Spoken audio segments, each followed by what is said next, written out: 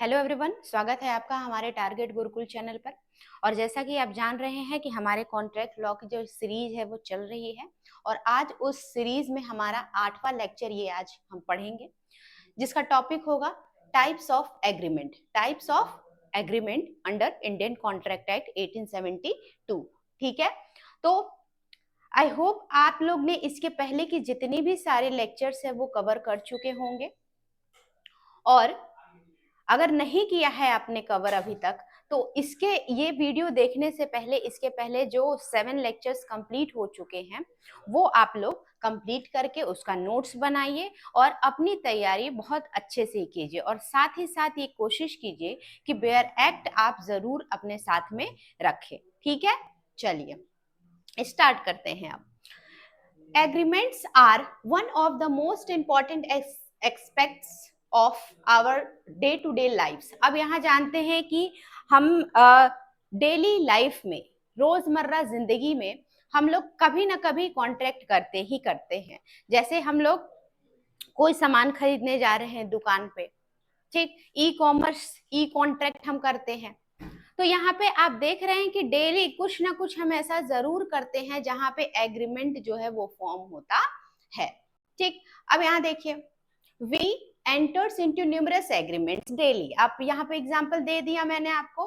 These agreements are entered into consciously और subconsciously under the law. Subconscious और consciously और subconsciously आप क्या करते हो, किसी कॉन्ट्रैक्ट में जो है वो एंटर करते हो, चाहे जानबूझ के। आपको पता है कि मैं एग्रीमेंट में या कॉन्ट्रैक्ट में एंटर कर रहा हूं, या आप ना जानते हुए भी किसी भी एग्रीमेंट और किसी भी कॉन्ट्रैक्ट में रोजमर्रा की लाइफ में जो है वो एग्रीमेंट किसी ना किसी के साथ जरूर करते हैं।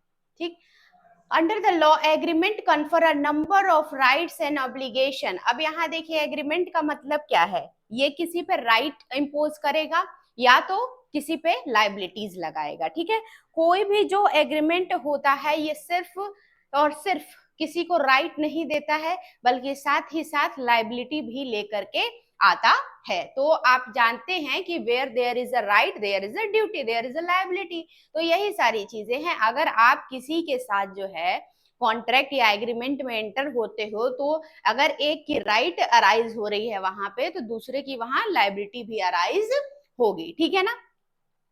Thus, it is crucial मतलब important to understand the types of agreement. तो यहाँ पे बड़ा इंपॉर्टेंट हो जाता है ये चीज समझना कि जिस एग्रीमेंट की हम बात कर रहे हैं ये एग्रीमेंट है क्या। ये तो पैक्ट है, मैंने आपको पहले ही समझा दिया था कि एग्रीमेंट क्या है, कॉन्ट्रैक्ट क्या है, कब एग्रीमेंट कॉन्ट्रैक्ट बन जाता है। तो आज हम बात करेंगे इस लेक्चर में कि टाइप ऑफ एग्रीमेंट, एग्रीमेंट कितने तरह के होते हैं। तो अगर हम लोग उंगली पे गिनना चाहें तो मेनली जो है वो है वैलिड, वॉइड और वॉइडेबल। ठीक है, कितने तरह के, वैलिड एग्रीमेंट, वॉइड एग्रीमेंट और वॉइडेबल एग्रीमेंट। ठीक है ना। अंडर और भी सारी चीजें हम पढ़ेंगे इस लेक्चर में, फिलहाल आप यहाँ से पढ़ना स्टार्ट कीजिए। एंड व्हाट एग्रीमेंट में be enforceable in court of law. मैंने बताया था कि वही एग्रीमेंट जो है इन्फोर्सेबल होंगे लॉ के नजर में, जो क्या होंगे, वैलिड होंगे, जो प्रोहिबिटेड बाय लॉ नहीं होंगे। ठीक है, आप किसी ऐसे चीज पे एग्रीमेंट कर रहे हो और उसको इन्फोर्स कराने के लिए कोर्ट में जा रहे हो, तो क्या वो चीजें इन्फोर्स होंगी, नहीं होंगी।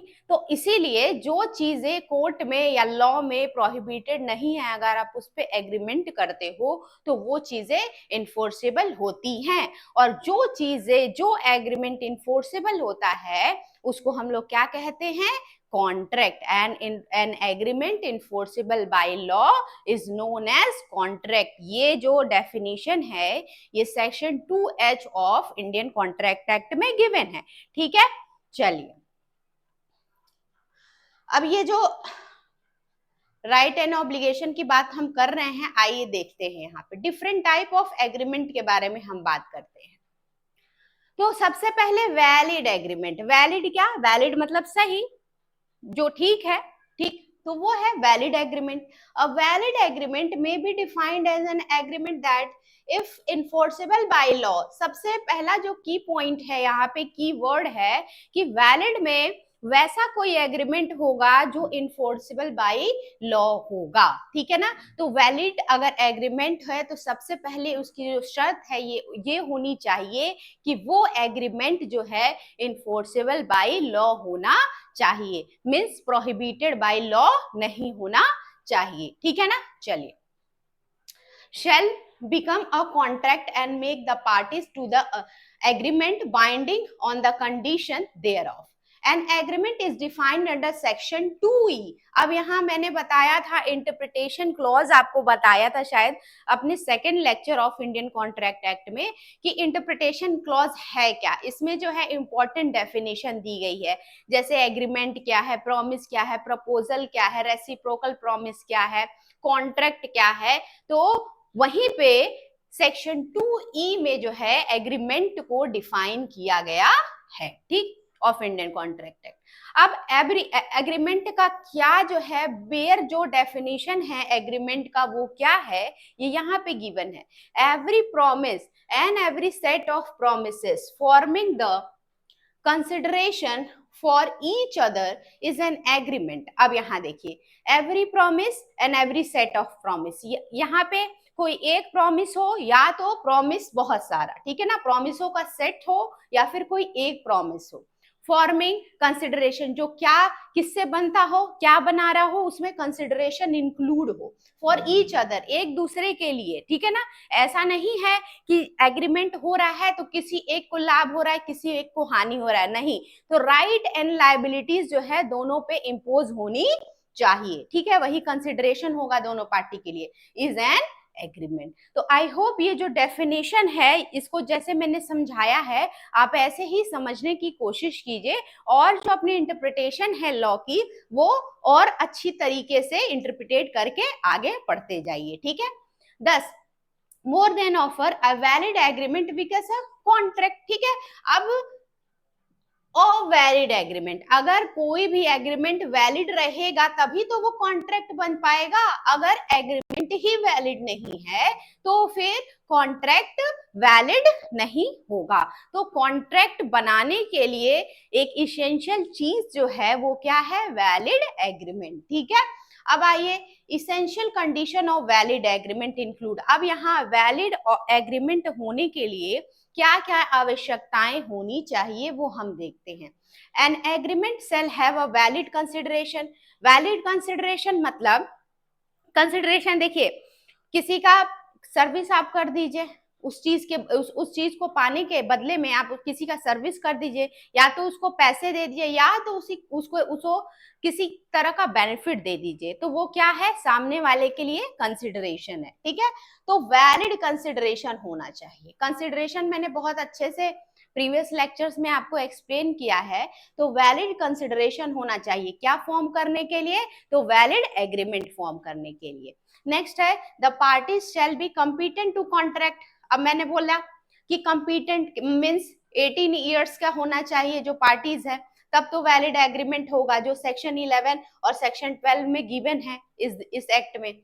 The consent of the parties, अब यहाँ देखिए, जो कंसेंट है, जो सहमति है पार्टी की, वो फ्री होनी चाहिए। ऐसा नहीं कि उसको डरा धमका के, कोहर्सन करके, मिसरिप्रेजेंट करके, फ्रॉड करके उसका कंसेंट लिया गया हो, ऐसा नहीं होना चाहिए। अगर ऐसी चीजें हैं तो वो वैलिड एग्रीमेंट नहीं होगा। अब यहाँ देखिए कह रहा है, नेक्स्ट पॉइंट है द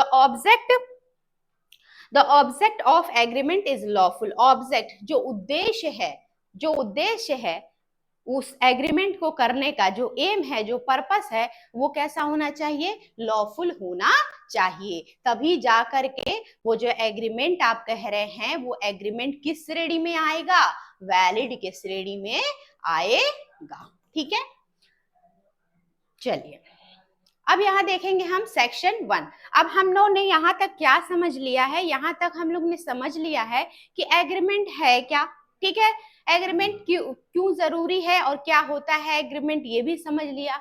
और वैलिड एग्रीमेंट के बारे में आपने समझ लिया कि वैलिड एग्रीमेंट होता क्या है और उसकी इसेंशियलिटी क्या क्या है, ठीक। अब आते हैं सेक्शन 11 के बारे में।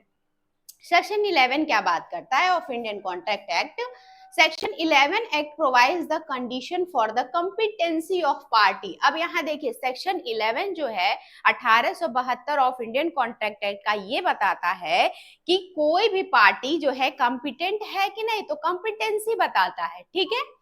To the contract to constitute a valid agreement the party shall be competent. अब यहाँ देखिए 11 सेक्शन इंडियन कॉन्ट्रैक्ट एक्ट का ये बोलता है कि कोई भी जो कॉन्ट्रैक्ट करने जा रहा है, एग्रीमेंट करने जा रहा है, एक वैलिड एग्रीमेंट फॉर्म करने जा रहा है, वो क्या होनी चाहिए, इस इसेंशियल को फॉलो करनी चाहिए, ठीक है। तो सेक्शन 11 क्या क्या दिया है इसमें बातें कि shall be competent every person, major होना चाहिए। पहला क्या है, पहला क्या इसेंशियलिटी दिया है कि वो क्या होना चाहिए, मेजर होना चाहिए, ठीक है। साउंड माइंड होना चाहिए, ऑफ साउंड माइंड मतलब उसका दिमाग प्रॉपर तरीके से वर्क करना चाहिए, दूसरी इसेंशियलिटी हो गई। And has been not expressly barred, किसी लॉ के द्वारा वो बार्ड नहीं होना चाहिए, प्रतिबंधित नहीं होना चाहिए, निषेध नहीं होना चाहिए, तीसरा इसेंशियल है। Enter into contract and shall be competent to contract, और कॉम्पिटेंट टू कॉन्ट्रैक्ट तो आप जान ही गए, कॉम्पिटेंट टू कॉन्ट्रैक्ट कैसे होगा, तो भाई वो मेजर होना चाहिए, ऑफ साउंड माइंड होना चाहिए, और वो जो पर्सन है जो कॉन्ट्रैक्ट करने आ रहा है, एग्रीमेंट करने आ रहा है, वो नॉट एक्सप्रेसली बार्ड होना चाहिए किसी लॉ के द्वारा। तो सेक्शन 11 में ये तीन चीजें जो है वो दी हुई हैं। अगर ये तीन चीजें जो फॉलो होती हैं, ये तीनों बंदे अगर क्या करते हैं, ऐसे बंदे जो मेजर है, जो ऑफ साउंड माइंड है, और जो डिस्क्वालिफाइड बाय लॉ नहीं है, ठीक है, तो ऐसे लोग अगर एग्रीमेंट करते हैं तो वो एग्रीमेंट वैलिड कहलाएगा, ठीक है। चलिए अब यहाँ देखिए 10 an agreement with a minor is not a valid agreement. अब यहाँ कोई पूछे कि क्या माइनर के साथ एग्रीमेंट करना वैलिड है, तो नहीं, वैलिड नहीं है, क्योंकि सेक्शन 11 में आपने देख लिया कि किन तीन चीजों के बारे में बात कही गई है। तो ये तीन चीजें अगर हैं तो वो एग्रीमेंट को क्या बनाती हैं, वैलिड बनाती हैं।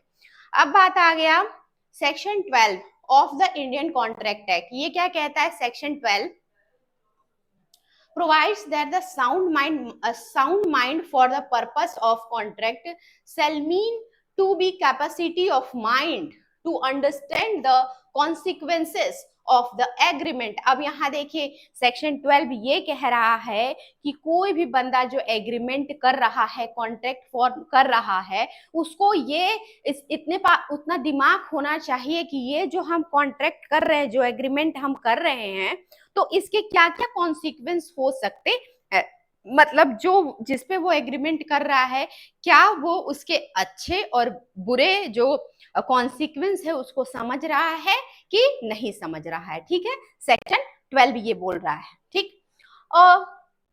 Person who is of unsound mind usually but of sound mind at the time of entering in agreement, such agreement shall be valid, ठीक है। अब यहाँ देखिए कह रहा है कि ऐसा कोई व्यक्ति जो जिसका दिमाग जो है वो जनरली जो है वो ऑन साउंड माइंड है, ठीक, यहाँ पे बोल रहा है अनसाउंड माइंड है, ठीक है। अनसाउंड माइंड मतलब कि हाँ, a person who is unsound mind usually, कभी कभी वो क्या हो, यूजुअली मतलब ज्यादातर वो अनसाउंड माइंड है, but it is of sound mind at the time of agreement. एक पर्सन है जो अनसाउंड माइंड है, मतलब जिसका दिमाग प्रॉपर तरीके से वर्क नहीं कर रहा है, मतलब जनरली, सामान्यतः, ठीक है, यूजुअली, लेकिन जब उसने कॉन्ट्रैक्ट किया या एग्रीमेंट में वो एंटर हुआ, तब उसका जो दिमाग था वो सही से काम कर रहा था, यानी ऑफ साउंड माइंड था, अच्छा उसका माइंड था। तब अगर वो कॉन्ट्रैक्ट अच्छे माइंड के साथ किया है, उसका जब दिमाग समझ रहा था इस चीज को कि क्या सही है क्या गलत है, यानी अगर मैं इस कॉन्ट्रैक्ट में जाता हूं तो इसके कॉन्सिक्वेंस क्या क्या होंगे, अगर वो समझ रहा है, ठीक है, at a time when he entered into an agreement, ठीक है, तब क्या होगा, तब वो एग्रीमेंट वैलिड होगा, ठीक, समझ में आई बात।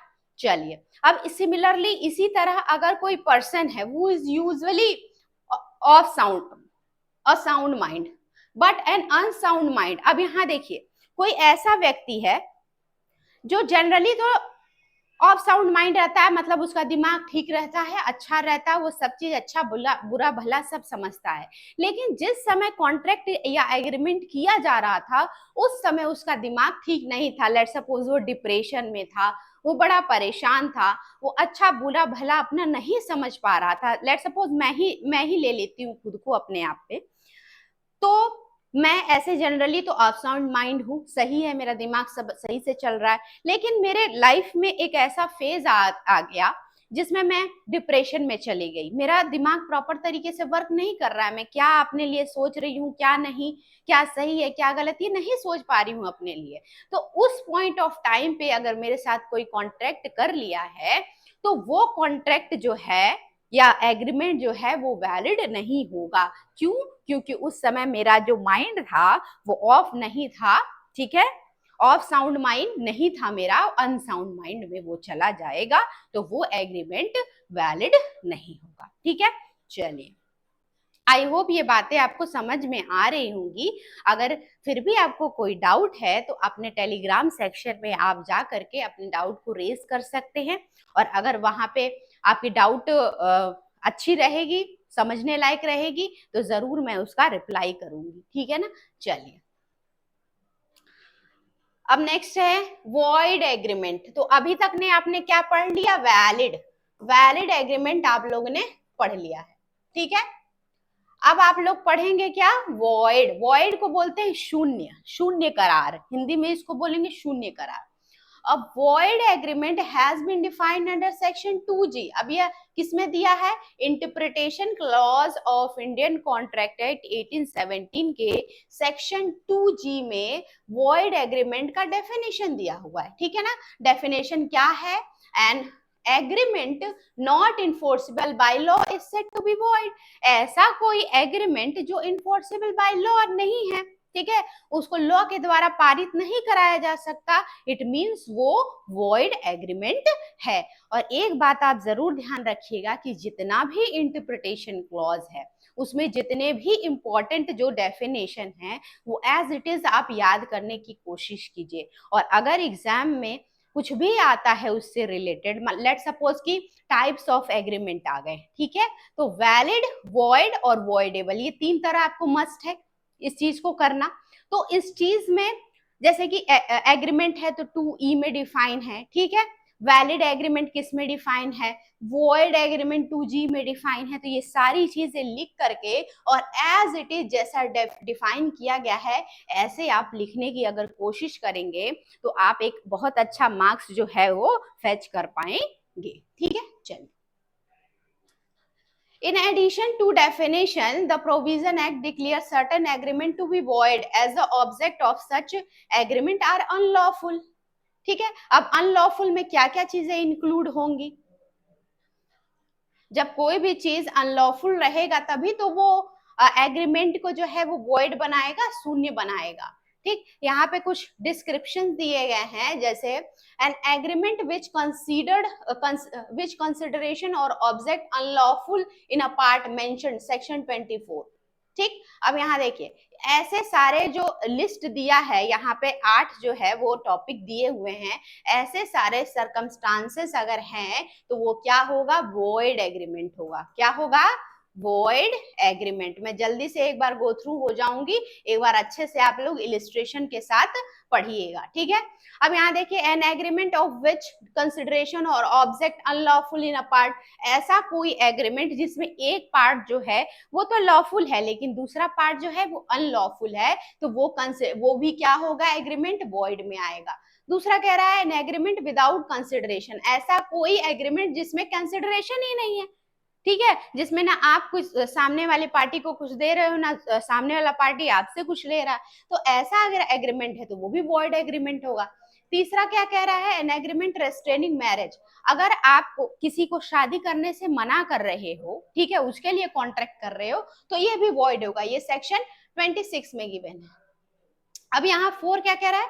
An agreement restraining trade. अगर आप किसी के साथ ऐसा कोई कॉन्ट्रैक्ट कर रहे हो जो उस व्यक्ति को मना कर रहा है कि आप ये व्यापार या बिजनेस नहीं कर पाएंगे, तो वो भी जो एग्रीमेंट है वो वॉइड है। नेक्स्ट है एग्रीमेंट रेस्ट्रेनिंग लीगल प्रोसीडिंग। और आप किसी के साथ ये एग्रीमेंट कर रहे हो कि आप जो है कभी भी मेरे खिलाफ सू नहीं करेंगे, मुकदमा नहीं लाएंगे, ठीक है। तो ये भी क्या है, वॉइड एग्रीमेंट है। Agreement which is uncertain in meaning, जिसका कोई मीनिंग ही नहीं, अनसर्टन है। जैसे मैंने बोला था कि मैं तुमसे 1 कुंटल जो है वो तेल खरीदने के लिए रेडी हूँ इतने इतने रुपए का, तो 1 कुंटल तेल जो है वो किस टाइप का तेल है, सरसों का तेल है, नारियल का तेल है, या कौन सा तेल है, ये अनसर्टेन है, कोई सर्टिनिटी नहीं है। तो ये भी जो एग्रीमेंट है वो वॉइड होगा। एग्रीमेंट ऑफ वेजरिंग कॉन्ट्रैक्ट, अब सट्टेबाजी वाला, ठीक है ना, सट्टेबाजी वाला कॉन्ट्रैक्ट, जैसे कि अगर बारिश हो गई या वो मकान गिर गया तो मैं तुमको इतना पैसा दूंगा, जो सट्टा आप लोग लगाते हो, ठीक है, लगाते नहीं होगे लेकिन फिर भी इसको लोग सट्टा नॉर्मली बोलते हैं। तो सट्टा करना भी क्या है, एक वॉइड एग्रीमेंट है, ठीक है। नेक्स्ट है an agreement to perform an impossible duty. अब ऐसा कोई ड्यूटी, मैं बोल दूं, मैं तुम्हारे साथ एग्रीमेंट कर लूं कि मैं तुम्हारे लिए चांद तो वो तारे तोड़ के लाऊंगा, तो क्या ये पॉसिबल है, इम्पॉसिबल है ना।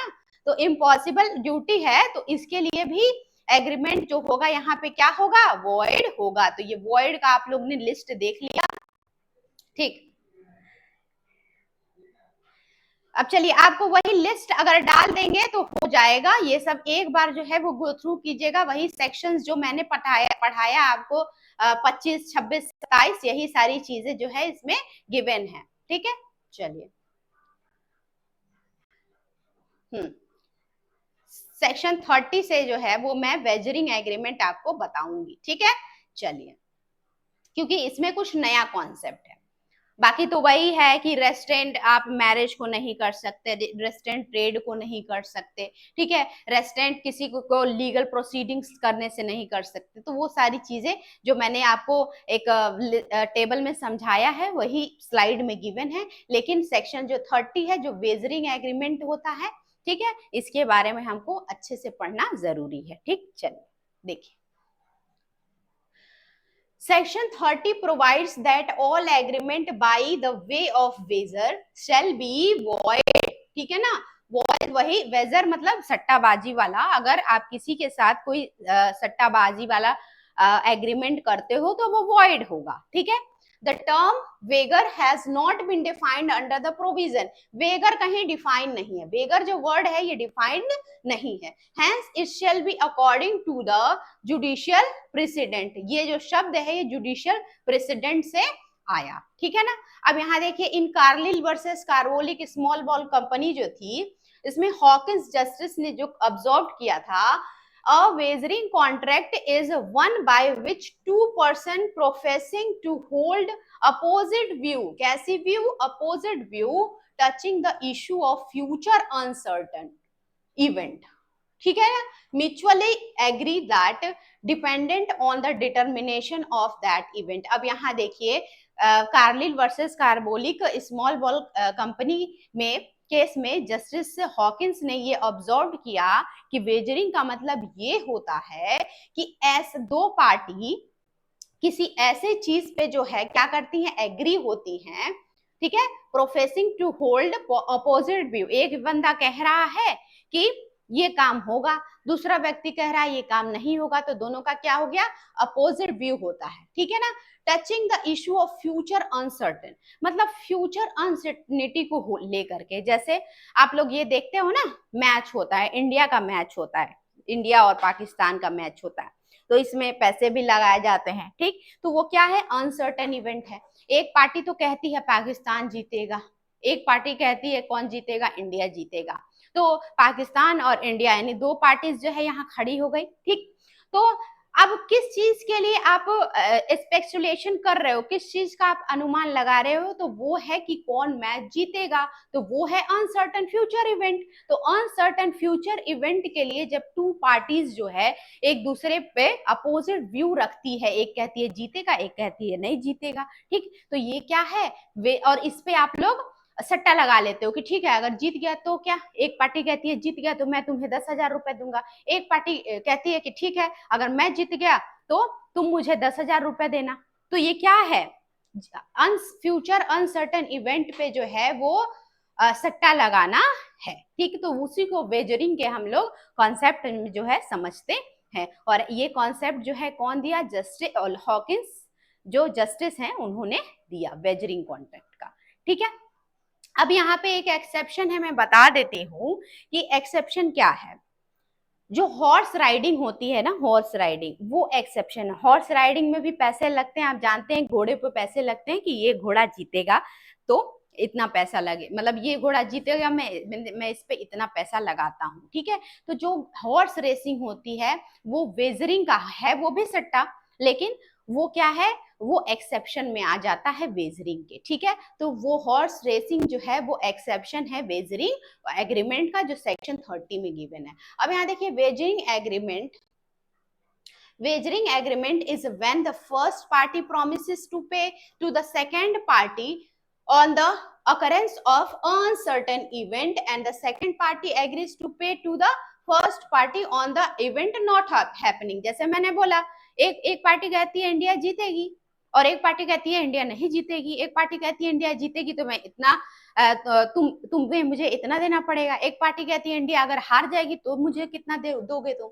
ठीक है, तो दोनों पार्टी जो है फ्यूचर अनसर्टेन इवेंट पे जो है वो डिस्कशन उनका चलता है। It is a between two parties rational mind वो understand they shall get profit और सेल्फ फेस लॉस। ठीक है ना, और ये जो है ये समझते हैं, अंडरस्टैंड करते हैं पूरी तरीके से कि अगर वो जीत जाएगा तो मुझे लॉस होगा और अगर वो हार जाएगा तो मुझे प्रॉफिट होगा। ठीक, as stated above all wagering agreement fall under section 30। ठीक है, तो कोई पूछे कि वेजरिंग एग्रीमेंट किस में आता है, तो section 13 of 30 section 30 of Indian contract 1872 में आता है। And they are considered void, और इसको वॉइड की श्रेणी में हम लोग रखते हैं। लेकिन इसका एक्सेप्शन क्या है, हॉर्स रेसिंग। आप लोग पढ़ेंगे जब बेयर एक्ट में जाएंगे तो नीचे इलस्ट्रेशंस दिया रहता है या एक्सेप्शन दिया रहता है, उसमें ये आप चीज देखेंगे और आज ही जा करके आप सेक्शन 30 जरूर से खोल के देखिएगा। And example of wagering agreement is the following. अब यहाँ देखिए, यहाँ पे एग्जाम्पल दिया है, क्या है, A and B agree with each other that if ball hits a pot A will pay 100 rupees to B, and if ball does not hit the pot, B will pay A 200 rupees. Such an agreement is a wagering agreement and hence is void। अब एक A और B है, A कह रहा है कि B ये जो है बॉल ये पॉट को जाकर के हिट करेगी, B कहता है कि नहीं करेगी। ठीक है, तो A कहता है कि ठीक है अगर हिट करेगी बॉल पॉट को तो मैं तुम्हें 100 रुपए दूंगा, और B कहता है अगर नहीं करेगी तो मैं तुम्हें 100 रुपए दूंगा। ठीक है ना, तो ऐसा इन दोनों लोग का एग्रीमेंट रहता है। तो ये एग्रीमेंट क्या है, फ्यूचर अनसर्टेनिटी पे है, तो ये क्या है, एग्रीमेंट वॉइड है। ठीक है, चलिए, आई होप आपको वेजरिंग एग्रीमेंट जो है बहुत अच्छे से समझ में आया होगा, और जरूर आप लोग एक बार बेयर एक्ट खोल करके इस कॉन्सेप्ट को पढ़िएगा। ठीक है, चलिए, in order of the wagering agreement to be considered, so the following elements should be present। अब यहाँ देखिए, wagering agreement अगर है तो क्या इसमें कुछ चीजें जो हैं, कुछ एलिमेंट्स जो हैं वो प्रेजेंट होने चाहिए। क्या होने चाहिए, both the parties should have equal opportunity, win or loss, दोनों को इक्वल अपॉर्चुनिटी होनी चाहिए। आप जानते हैं कि वेजरिंग में 2 पार्टीज होती है। ठीक, एक होती है दोनों अपोजिट साइड के होते हैं, किसी का सिमिलैरिटी ऑफ ओपिनियन नहीं रहता है। ठीक, तो एक को लगता है कि अगर एक जीतेगा, एक को लगता है एक हारेगा। ठीक, the event of wager is done should be out of the control of both parties. अब यहाँ देखिए सबसे बड़ी बात, दूसरा जो एसेंशियल है कि किसी दोनों पार्टी के बीच में जो इस पे वेजर कर रहे हैं, एग्रीमेंट कर रहे हैं, इन लोगों के पास जो है फ्यूचर अनसर्टेन इवेंट का कंट्रोल नहीं होगा, मतलब इनके हाथ में कुछ नहीं होगा कि ये इसको रेगुलेट या कंट्रोल कर सके। ठीक है, नेक्स्ट है, the only interest of the parties to enter into agreement should be to win or loss, not other motive should be present। और इस एग्रीमेंट में ये होना चाहिए कि जो मोटिव है, ठीक है, जो एम है वो ये होना चाहिए जीतने और हारने का, कोई और मोटिव यहाँ नहीं होना चाहिए। नेक्स्ट है कि the wager agreement is fully dependent upon the happening of the futuristic thing. तो फ्यूचर थिंग्स के लिए, फ्यूचर हैपनिंग के लिए ही ये कॉन्ट्रैक्ट होना चाहिए। नेक्स्ट है, there should be a promise made by both the parties to pay the money और कंसिडरेशन। अब इसमें कंसिडरेशन भी होना चाहिए, ठीक है, तब ये वेजरिंग कॉन्ट्रैक्ट कहलाएगा। तो वेजरिंग कॉन्ट्रैक्ट, अगर आपको किसी एग्रीमेंट को वेजरिंग एग्रीमेंट जो है वो करार ठहराना है आपको कि नहीं भाई ये एग्रीमेंट तो है जो वो वॉइड है। वॉइड कैसे है? क्योंकि ये वेगर है। तो वेगरिंग अगर है वो चीज, तो ये 5 चीजें आपको प्रूफ करनी पड़ेगी। तो किसी भी एग्रीमेंट को आप वेजरिंग एग्रीमेंट के श्रेणी में ला सकते हो, ठीक है ना, और उसको वॉइड ठहरा सकते हो। अब होता है कंटिंजेंट कॉन्ट्रैक्ट, कॉन्टिंजेंट एग्रीमेंट, ठीक है ना। कंटिंजेंट एग्रीमेंट क्या होता है? ये भी कुछ कुछ वैसे ही है, लेकिन इसमें थोड़े डिफरेंसेस है। जैसे कंटिंजेंट एग्रीमेंट आर, अब यहां देखिए सेक्शन 31, कंटिंजेंट वेजरिंग एग्रीमेंट किस में था? Section 30 of Indian contract act में। लेकिन कंटिंजेंट एक्ट किस में है? 31 ऑफ इंडियन कॉन्ट्रैक्ट एक्ट में। अनलाइक वेजर एग्रीमेंट, ठीक है, दे आर वैलिड कॉन्ट्रैक्ट। ये क्या होता है? वैलिड होता है। वेजर क्या होता था? वॉइड होता था। Contingent agreement shall be executed on the basis of promise which is contingent on happening or non-happening of uncertain future events, ठीक है ना। ये भी जो एग्रीमेंट होता है ये अनसर्टन फ्यूचर इवेंट पे होता है। मतलब हैपनिंग और नॉन हैपनिंग, उसमें दोनों आती है कि ये चीजें होंगी या नहीं होंगी। इन दोनों चीज पे क्या किया जाता है? एग्रीमेंट किया जाता है। लेकिन ये भी फ्यूचर के लिए ही होता है, अनसर्टेन फ्यूचर के लिए ही होता है। लेकिन ये जो कॉन्ट्रैक्ट होता है, ये जो एग्रीमेंट होता है, ये वैलिड होता है, ठीक। अब यहाँ पे ए प्रॉमिस टू पे 2,000 रुपए in case that there is a water damage to A's house the essential. अब यहाँ देखिए ए जो है वो प्रॉमिस करता है बी को, क्यों? टू पे 2,000 रुपए in case there is a water damage to A's house. अगर एज के हाउस में जो है क्या होगा? वाटर डैमेज होगा। ए के हाउस में अगर वाटर डैमेज होगा तो ए प्रॉमिस करता है कि वो बी को 2,000 रुपए देगा। यहाँ पे क्या है? अनसर्टेन इवेंट के लिए, फ्यूचर के इवेंट के लिए हम जो है वो स्पेकुलेशन कर रहे हैं, यहाँ पे अनुमान लगा रहे हैं। और यहाँ देखिए हैपनिंग और नॉन हैपनिंग में हो रहा है, मतलब या तो वाटर डैमेज होगा तो हैपन होगा, ठीक। अगर वाटर डैमेज नहीं होगा तो नॉन हैपनिंग होगा। तो हैपनिंग नॉन हैपनिंग के लिए इसमें किया जा रहा है, और अनसर्टन फ्यूचर इवेंट्स के लिए किया जा रहा एग्रीमेंट है, ठीक है ना। लेकिन ये सट्टा नहीं है, ये वेजर से अलग है, ठीक। तो ये क्या है? वैलिड है। अब यहाँ देखिए, यहाँ पे इसेंशियल दिए गए हैं कि कुछ ऐसे एग्रीमेंट्स रहेंगे, कुछ एग्रीमेंट्स में अगर ये चीजें फॉलो होंगी, ये इसेंशियल्स फॉलो होंगे, तो ये जो एग्रीमेंट है ये कंटिंजेंट एग्रीमेंट होगा, ठीक है। तो इसेंशियल देखते हैं, पहला क्या है? There must be a valid contract to do और अब्सटेन फ्रॉम डूइंग समथिंग। किसी चीज को करने या ना करने के लिए कॉन्ट्रैक्ट करना, ठीक। दूसरा, the condition for which the contract has been entered into must be a future event and it should be uncertain। तो contingent में ये चीज होना चाहिए कि future event के लिए होना चाहिए, और वो चीज जो है uncertain होनी चाहिए, सर्टिनिटी नहीं होनी चाहिए, ठीक है। चलिए नेक्स्ट क्या कह रहा है कि the event on which the agreement is based should be not to be a part of the collateral. अब यहाँ कोलेट्रल कुछ नहीं होना चाहिए। एक पार्टी जो है ऐसा नहीं कि कोलेट्रल कर ले कि चलो भाई जो भी हो, ठीक है, हम दोनों लोग एक साथ हैं, जितना भी पैसा आएगा हम लोग एक दूसरे में क्या करेंगे? बांट लेंगे। ऐसा नहीं होना चाहिए। तो कोलेट्रल जो है दोनों पार्टी साथ नहीं होनी चाहिए, अपोजिट अपोजिट ही होनी चाहिए, ठीक है। चलिए नेक्स्ट है, the event should be dependent on the promisor. और ये किस पे डिपेंडेंट होना चाहिए? प्रोमिसर पे, यानी जो ऑफर दे रहा है, ऑफरर जो है, ऑफरर की बातों पर ही ये जो कॉन्ट्रैक्ट फॉर्म हो रहा है, ये जो एग्रीमेंट फॉर्म हो रहा है, प्रोमिसर या ऑफरर को, आप जानते हैं कि प्रोमिसर को हम लोग ऑफरर भी कहते हैं, ठीक है। तो ये ऑफरर पे ही डिपेंड होना चाहिए कि वो क्या बात बोल रहा है, वो क्या जो है प्रपोजल दिया है, ना कि प्रोमिसी या ऑफरी पे, ठीक है ना। चलिए नेक्स्ट क्या कह रहा है, डिस्पाइट बीइंग वेरी सिमिलर। आप जान रहे हैं, आपको लग रहा होगा कि वेजरिंग और कंटिजेंट बहुत ज्यादा सिमिलर है, जो कि है भी।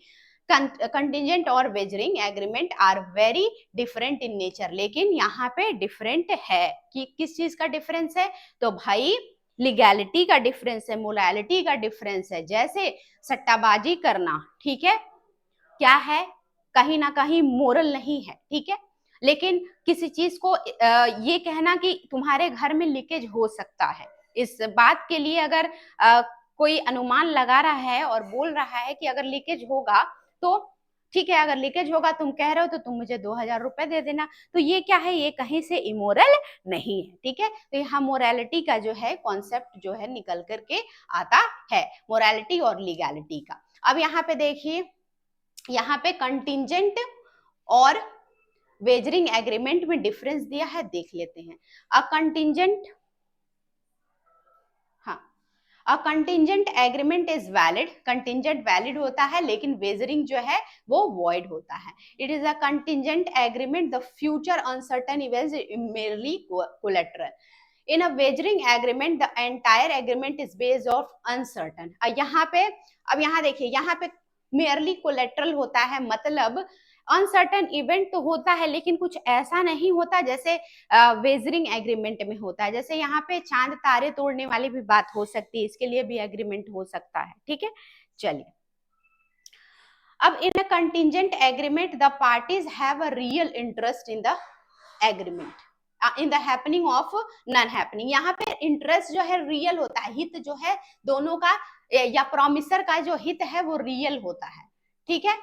लेकिन यहाँ पे जो इंटरेस्ट है वो रियल नहीं होता, हित जो है वो रियल नहीं होता। यहाँ पे बस जीतने और हारने पे, प्रॉफिट और लॉस पे जो है इंटरेस्ट देखा जाता है, कोई पर्सनल इंटरेस्ट यहाँ नहीं निकल के आता उस सब्जेक्ट मैटर पे, उस ऑफर पे। Not all contingent agreement are wagering, सभी जो कंटिजेंट कॉन्ट्रैक्ट है वो वेजरिंग हो ऐसा जरूरी नहीं है, लेकिन जितने भी वेजरिंग एग्रीमेंट है ये सब जो है कंटिजेंट एग्रीमेंट है, ठीक है ना। तो इन इन नटशेल हम बोल सकते हैं कि जो कंटिजेंट है इसका एरिया बहुत वाइड है और वेजरिंग जो है वो नैरो एरिया है इसका, ठीक है।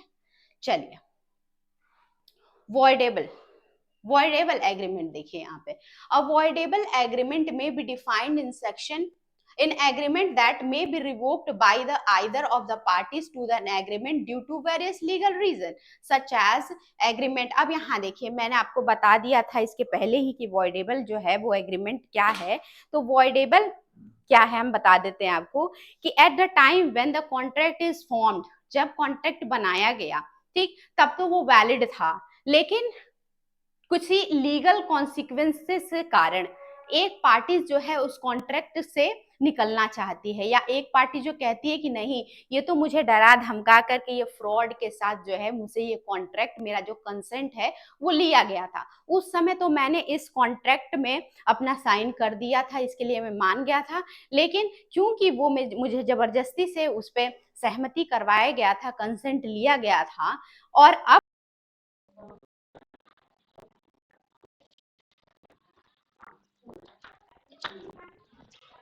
कॉन्ट्रैक्ट क्या था, ये वैलिड हो गया था, लेकिन जो बाद में निकल गया कोई दूसरा पार्टी, वो क्या बना दिया, उस पूरे कॉन्ट्रैक्ट को वॉइडेबल एग्रीमेंट बना दिया, मतलब पहले जब बना तो वैलिड था, वैलिड था, लेकिन एक पार्टी ने क्या